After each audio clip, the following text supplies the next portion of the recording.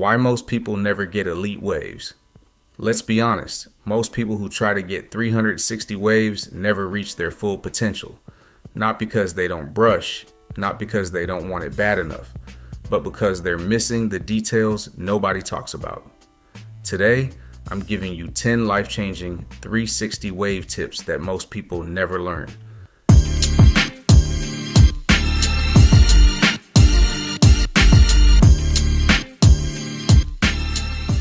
The kind of tips that separate average waves from elite, deep, connected waves. If you've ever felt stuck, this video is for you. Here's the biggest mistake beginners make. They brush the front first, but your waves don't start at the hairline, they start at the crown. The crown is the control center. Every wave radiates outward from that point. If your crown is weak, your waves will never fully connect. Spend extra time brushing your crown at the correct angles.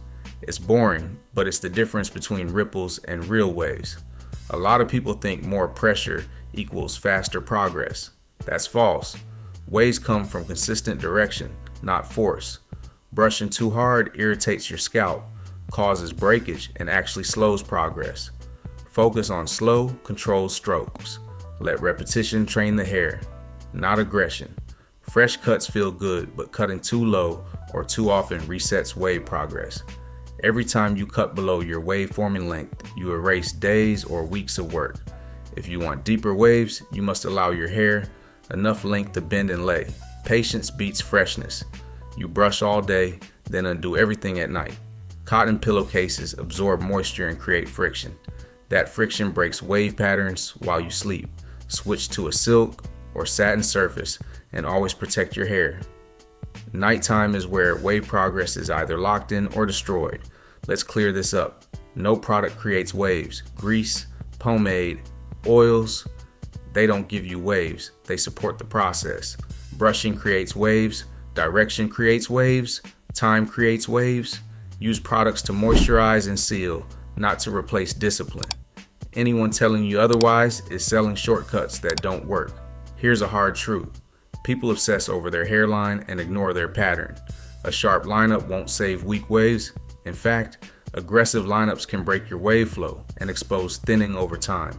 Elite waves prioritize pattern first, hairline second. Flow always beats sharpness.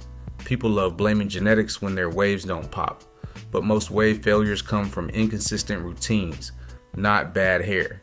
Two people with the same hair type will get different results based on brushing consistency, moisture control, cut timing, night protection. Genetics influence waves. Discipline decides depth. If you're active, this matters. Sweat itself isn't the enemy. Overwashing is. Washing too frequently strips natural oils and resets pattern memory. That's why waves disappear after heavy wash cycles. Learn to balance cleanliness with moisture. Clean hair lays better, but only when it's not dry. This one hurts feelings. Brushing only what you can see leads to uneven waves. The sides and back matter just as much as the front. Use a second mirror or field-based brushing to ensure full coverage. True 360 waves require discipline in the areas nobody sees. This is the most important tip of all. Waves don't respect impatience. They reward people who show up every day, even when progress feels slow. Every elite wave pattern you admire took months, not days. Once you understand that waves are a process, frustration disappears and progress speeds up. Most people quit waves right before the breakthrough.